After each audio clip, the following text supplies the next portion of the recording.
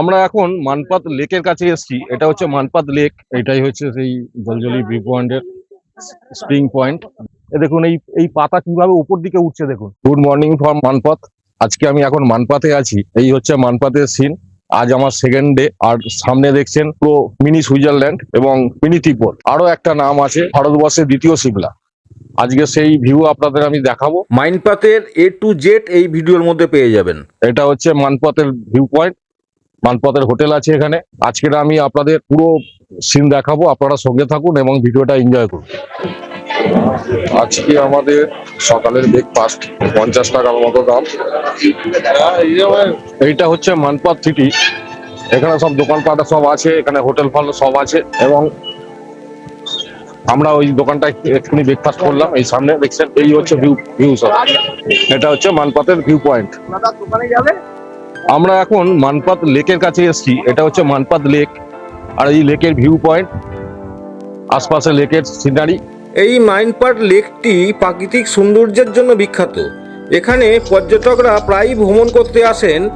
এই অঞ্চলটা সাধারণত আদিবাসী অধ্যুষিত অঞ্চল। এটি ছত্তিশগড়ের একটি সুন্দর পার্বত্য অঞ্চল, যার প্রাকৃতিক সৌন্দর্য এবং আদিবাসী সংস্কৃতির জন্য বিখ্যাত।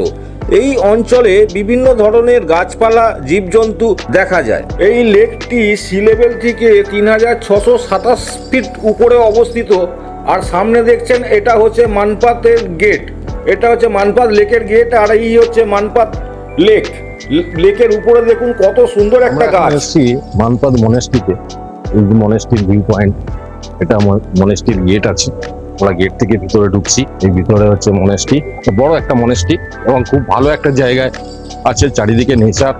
1962-63 সালে চীন যখন তিব্বতের ওপরে আক্রমণ করেছিল, সেই সময় তিব্বতিয়ান কিছু মানুষ হিমালয়ের এদিক সেদিক গিয়ে আশ্রয় নিয়েছিল।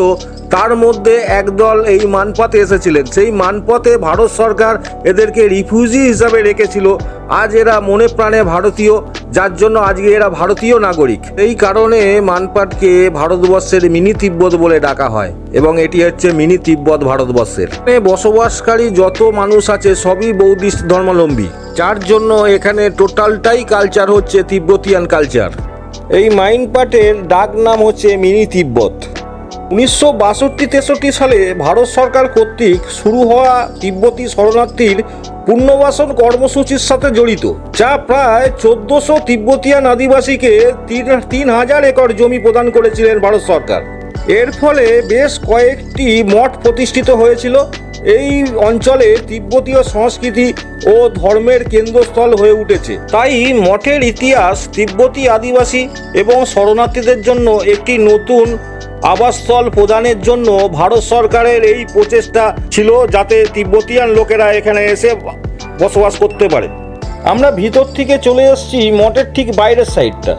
এই হচ্ছে মঠের বাইরের সাইডের ভিউ পয়েন্ট। কত সুন্দর একটা ভিউ পয়েন্ট দেখুন। আর এই হচ্ছে মঠ, আর সামনে দেখছেন এটা পার্কিং। এখন চলে এসেছি জলজলি ভিউ পয়েন্টে। এখানে ঢুকতে গেলে 50 টাকার টিকিট, আর আমরা সেই 50 টাকার টিকিট নিয়ে ভিতরের দিকে ঢুকে যাচ্ছি জলজলি ভিউ পয়েন্টকে দেখার জন্য। আর এই হচ্ছে জলজলি ভিউ পয়েন্টকে দেখার রাস্তা। আমরা একটু ভিতর দিকে হেঁটে যাচ্ছি, যাতে জলজলি ভিউ পয়েন্টকে আমরা দেখতে পাই। বিজ্ঞান এখনো পর্যন্ত বলতে পারেনি যে জায়গাটা কিভাবে স্পঞ্জ করে। সেই জায়গাটা আপনাদের আমি দেখাবো, আপনারা দেখুন। আজ থেকে 6-7 বছর আগে এই জায়গাটা মানুষের জনসমক্ষে এসেছিল। সেই জায়গায় আমরা যাচ্ছি এখন। সিঁড়ি ভেঙে নিচে নামতে হবে। এই জায়গাটা পুরোটাই জলজলি ভিউ পয়েন্টের মধ্যে পড়ে। এই জায়গাটা যে স্পঞ্জ করে আজও পর্যন্ত কোনো বিজ্ঞানী ঠিকঠাক ভাবে বলতে পারেনি যে কি জন্য এটা স্প্রিং করে। অনেকে বলছে এখানে ভূমিকম্প হয়ে জলের মধ্যে মাটি এসে এই জায়গাটা স্প্রিং হয়েছে। আবার অনেকে বলছে মৃত গাছ আছে, সেই গাছ থেকে মানে মোটা হয়ে গিয়ে এই জিনিসটা হচ্ছে। কেউ বলতে পারেনি। এটাই হচ্ছে সেই জলজলি ভিউ পয়েন্টের স্প্রিং পয়েন্ট। দেখছেন ওখানে সবাই নাচছে, কিভাবে স্পঞ্জ হচ্ছে। এই জায়গাটা জলজলি ভিউ পয়েন্টের স্প্রিং পয়েন্ট। যত নাচবেন তত স্প্রিং হবে এই জায়গায়। জুম করে দেখাচ্ছি, আপনারা দেখুন। একটু কাদা আছে বলে আমরা যাচ্ছি না ওখানটায়। পুরো স্পঞ্জ করছে জায়গাটা। এই মাঠের পুরো জায়গাটাই হচ্ছে জলজলি ভিউ পয়েন্টের মধ্যে পড়ে। পুরো জায়গাটাই এরকম চারিদিকে দলদল করার ভাব আছে। এই এই এই জায়গাটা দেখুন, এই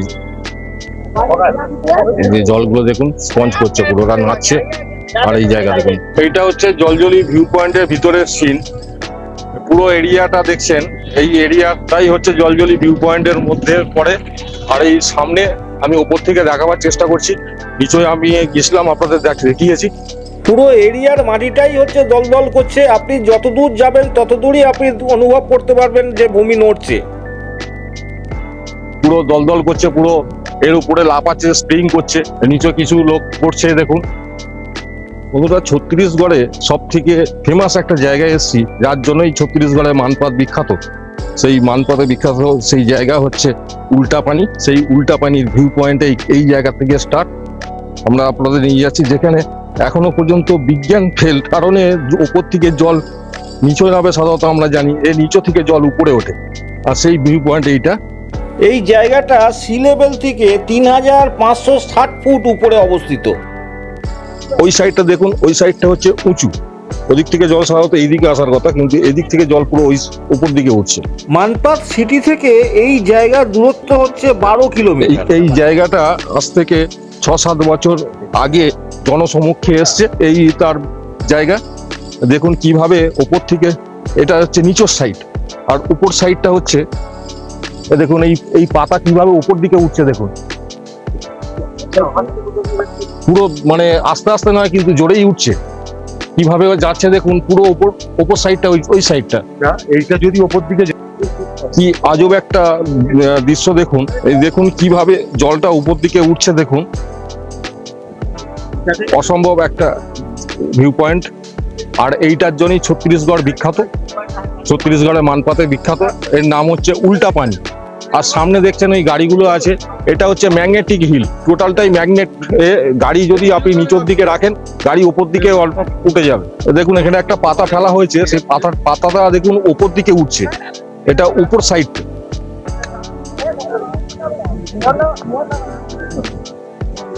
এই জায়গায় কত লোক এসছে দেখুন, এই জায়গাটা পুরো লোক ভর্তি। আর এই হচ্ছে উল্টা পানি সিন। এইটা হচ্ছে ম্যাগনেটিক রোড, এখানে গাড়ি নিউট্রাল করে রাখলে উপর দিকে উঠে যাবে। দেখুন এই গাড়িটা যাচ্ছে কোনো রকম ভাবে, গাড়িটা আপনি উঠছে, কিন্তু গাড়ি স্টার্ট করা আছে, কিন্তু আপনি উঠছে গাড়ি। পুরো ম্যাগনেটিক রোড এটা। এই ভিউ পয়েন্ট, আর নিচে হচ্ছে উল্টা পানি। উল্টা পানি উল্টো দিকে জল উঠে যাচ্ছে। আর এটা ম্যাগনেটিক হিলের রোড, ম্যাগনেটিক রোড। এই হচ্ছে উল্টা পানির উপর থেকে আমি দেখাচ্ছি, একটু উপরে উঠে গিয়ে এই উল্টা পানির এই ভিউ। আর এইটা প্রকৃতির জিনিস নয়, এটা ম্যানমেড তৈরি করা। চাষের জমিতে জল নিয়ে যাওয়ার জন্য এই নালাটা করেছিল, কিন্তু পরবর্তীকালে দেখা গেছে যে নিচে থেকে জল উপর দিকে গেছে, উপর থেকে যে জল নিচে আসার কথা সেটা না এসে নিচের থেকে জল উপরে উঠছে। এই সেই বিখ্যাত একটা ভিউ পয়েন্ট। আর এখান থেকে চারিদিকে রোডের ভিউ, আশপাশে পাহাড়ের ভিউ, পুরো ভিউ পয়েন্ট এইটা। আর এখানে কত টুরিস্ট এসছে দেখুন, পুরো সব এই উল্টা পানির টানে। সামনে দেখুন দূর দূরান্ত পর্যন্ত পাহাড় আছে। এই জায়গার আরো একটা নাম আছে, সেটা হচ্ছে ভারতবর্ষের দ্বিতীয় সিমলা। এই ভিউ পয়েন্ট দেখুন, দারুণ একটা নেচারের মধ্যে এই ভিউ পয়েন্টটা। এই উল্টা পানির এই জায়গাটা আমার মনে হয়, এটা আমার নিজস্ব পার্সোনাল ওপিনিয়ন, সেটা হচ্ছে এটা ওয়াটার লেভেলের ব্যাপার আছে। ওয়াটার লেভেলের ব্যাপার না থাকলে এইভাবে হয় না। জানি না বিজ্ঞান কিভাবে ফেল এই জায়গায়।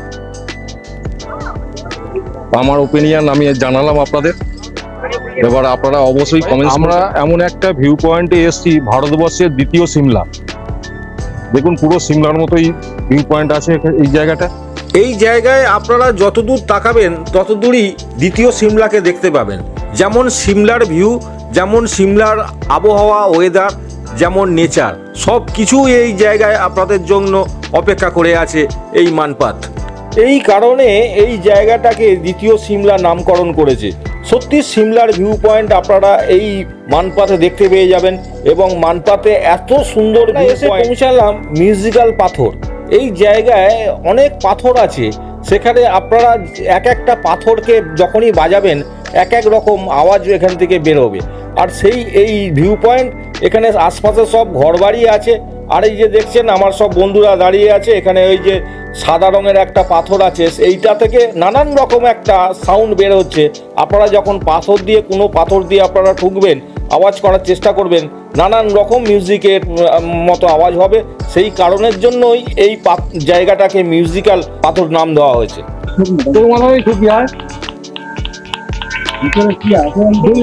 এই হচ্ছে এরিয়া, দেখুন না, নানান রকম ভাবে আওয়াজ আসছে। দেখুন ভিডিও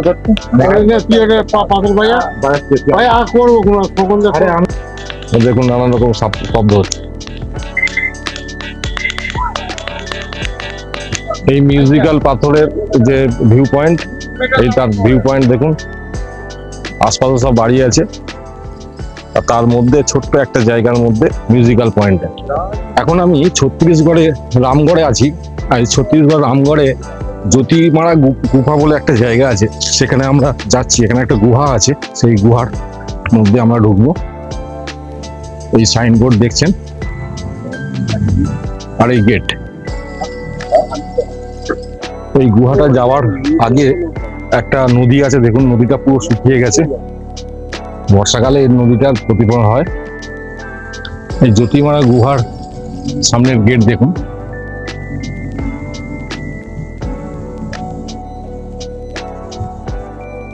এইটা দিয়ে আমাদের ঢুকতে হবে। প্রায় 300টার মতো সিঁড়ি আছে গুহার ভিতরে ঢুকতে গেলে। এই জ্যোতিমারা গুহার ইতিহাস হলো, এটি খ্রিস্টাব্দ 300 অব্দে নির্মিত হয়েছিল। এটি একটি ছত্তিশগড়ের পুরাতন মধ্যপ্রদেশের রামগড়ে অবস্থিত। এই গুহাটি খ্রিস্টাব্দ 300 থেকে 100 খ্রিস্টাব্দের মধ্যে নির্মিত হয়েছিল এবং এটি ব্রাহ্মী লিপিতে ও মগধী ভাষায় অধর্মীয় শিলালিপি এবং এশিয়ার প্রাচীনতম রঙিন দেয়ালচিত্র দেখা যায়।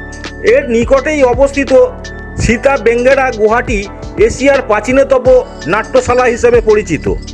খ্রিস্টপূর্ব 300 অব্দে সম্রাট অশোকের সময়ে এই গুহাটি নির্মাণ করা হয়েছিল। ছত্তিশগড়ের পুরাতন মধ্যপ্রদেশ এবং রামগড় পাহাড়ে অবস্থিত।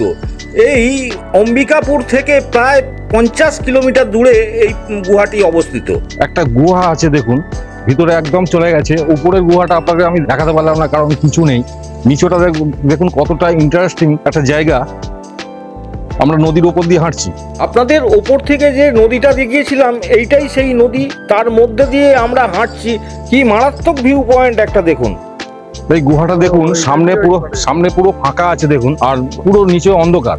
আর এই গুহার স্ট্রাকচার দেখুন, বিভৎস একটা জায়গা দেখুন।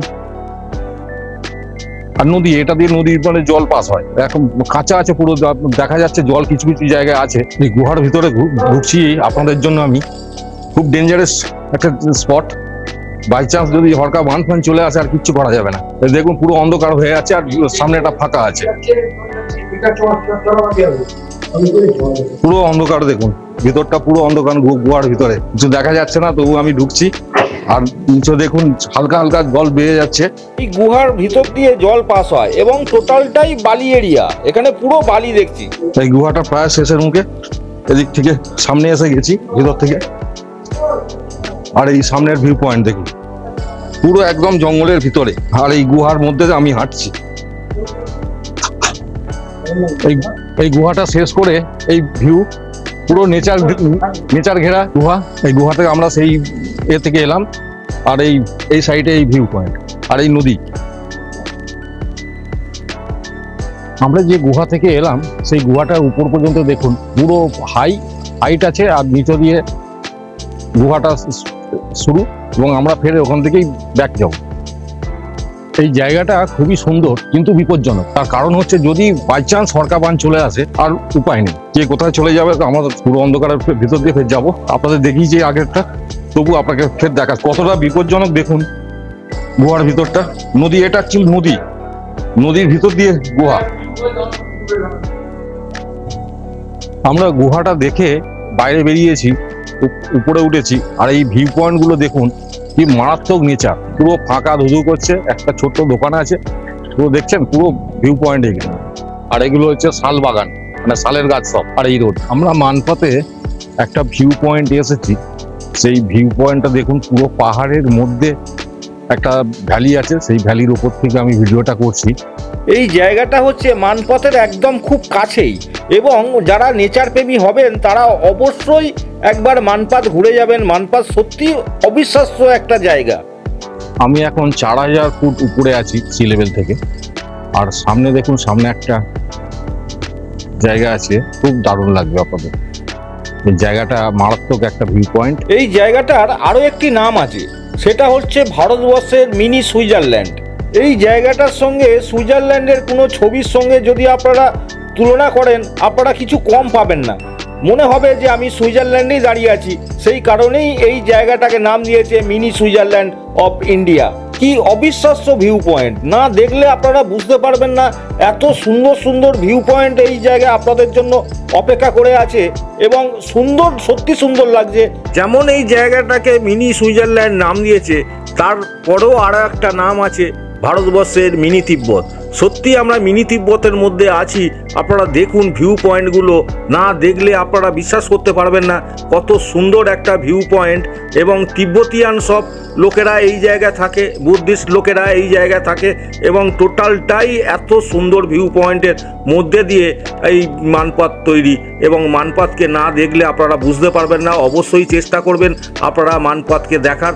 তো চীন যখন হামলা করেছিল তিব্বতের উপরে, তারা এদিকে ছড়িয়ে ছিটিয়ে চলে এসেছিল।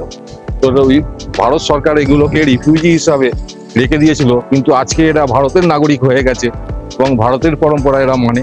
আজকে এরা মনে প্রাণে ভারতীয়। ভারত সরকার 1400 রিফিউজিকে থাকার জন্য এই মানপথকে দিয়েছিল। এখন আমি ফিশ ওয়াটার ফলসে এসেছি। এই ফিশ ওয়াটার ফলসের ভিউ, আর ওয়াটার ফলসটার সামনেই আছে, আওয়াজ হচ্ছে আপনারা শুনতে পাচ্ছেন।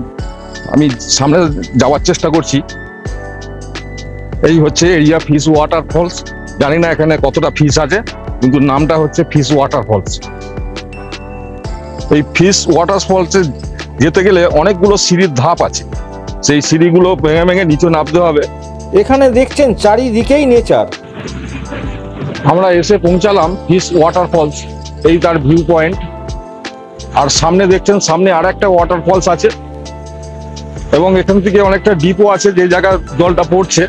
আর এই হচ্ছে মেন জায়গা। এই নিচটা দেখছেন, নিচটা হচ্ছে ফিশ ওয়াটার ফলসের জায়গা, আর নিচটা অনেকটা ডিপ আছে। আর সামনে দেখছেন, সামনে আর একটা ভিউ পয়েন্ট, সেখান থেকেও ওয়াটার হচ্ছে, আর এর সামনেও আছে। এই জায়গাটা খুব ভালো দেখা যাচ্ছে। এখানে তো একটাও এখনো মাছ দেখতে পাইনি আমরা, কিন্তু ফিশ ওয়াটার ফলস নাম দিয়েছে, জানি না। এই ফিশ ওয়াটার ফলসে কিছুক্ষণ বসে থাকার পরে অবশেষে মাছের জায়গা পেয়েছি। মাছ সত্যি আছে এই জায়গাটা। এই আমি জুম করছি, দেখতে পারবেন কিনা জানি না, একটু নিচু হয়ে আছে। মাছ আছে, প্রায় এক ঝাঁক মাছ আমরা দেখতে পেলাম। আমরা প্রথমে ভেবেছিলাম যে মাছ নেই, হয়তো এমনি শুধু নাম দিয়েছে, কিন্তু পরবর্তীকালে দেখলাম যে মাছ আছে এই জায়গাটা। আর এই ওয়াটার ফলসের ভিউ। এই সামনে দেখছেন বাঁধের মতো একটা জায়গা আছে, এর ওপারটাই মাছের চাষ হয়, যার জন্যই এখানে ফিশ ওয়াটার ফলস নাম দিয়েছে। কারণ এখানে মাছ চাষ করে এরা স্থানীয়রা, যার জন্য এই জায়গাটাকে ফিশ ওয়াটার ফলস নাম। এখন আমি মেহতা পয়েন্টে এসেছি। এই মেহতা পয়েন্টটা দেখুন, পুরো ভারতবর্ষের সিমলা, ভারতবর্ষের দ্বিতীয় সিমলা। জুম করে দেখাচ্ছি, দেখুন দুর্ধর্ষ একটা ভিউ পয়েন্টের মধ্যে আমরা দাঁড়িয়ে ফটোগ্রাফি করছি, খুব ভালো সিন। আমরা এখন এসেছি টাইগার ওয়াটার ফলস পয়েন্টে। এখানে আগে টাইগার দেখা যেত, বাঘ দেখা যেত, জল খেতে আসতো। এখন দেখা যায় কিনা বলতে পারবো না, তবে এটা হচ্ছে পার্কিং এরিয়া, টাইগার ওয়াটার ফলসের পার্কিং এরিয়া। এখানে যত সব গাড়ি এখানেই রাখতে হয়, আর আমাদের পায়ে হেঁটে যেতে হবে। চলুন আমরা পায়ে হেঁটে যাই টাইগার ওয়াটার ফলসের দিকে। এই আমরা টাইগার ওয়াটার ফলসের দিকে যাচ্ছি। এই সামনেই ওয়াটার ফলসটা আছে। আমরা ওপর থেকে এটাকে কভার করার চেষ্টা করছি, নিচে যাবো আমরা। এই দেখছেন সামনে ফলসের জায়গাটা। ছত্তিশগড়ের সিমলার পাশেই এই টাইগার ওয়াটার ফলসটি অবস্থিত, আর এই ওয়াটার ফলসের ভিউ পয়েন্ট। এইটা হচ্ছে টাইগার ওয়াটার ফলস।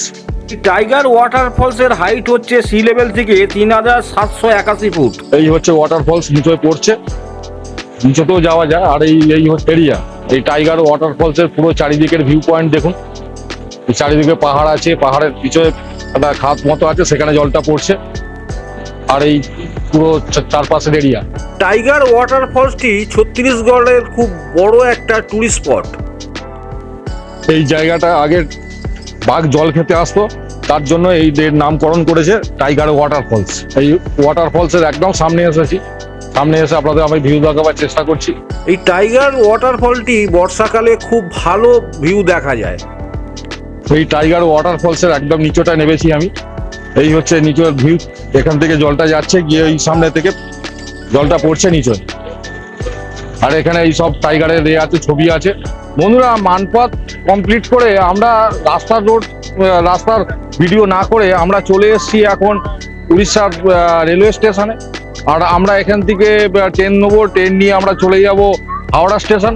আর আপনাদের আর একটা আমি ইনফরমেশন দিয়ে রাখবো, সেটা হচ্ছে আমরা গুগলসে যেটা আমরা সার্চ করেছিলাম 190 কিলোমিটার মানপাত, 260 কিলোমিটার। অবশ্যই ওটাকে দেখবেন। 90 কিলোমিটার যেটা আছে সেটা হচ্ছে বাইকার্সদের জন্য, সেটা পাড়ার ভিতর দিয়ে যে রাস্তা। আজকের এই ট্যুরে আমি শেষ করলাম এখান থেকে। আপনারা সঙ্গে থাকবেন এবং আমার ভিডিওটাকে অবশ্যই দেখবেন এবং লাইক কমেন্ট অবশ্যই করবেন।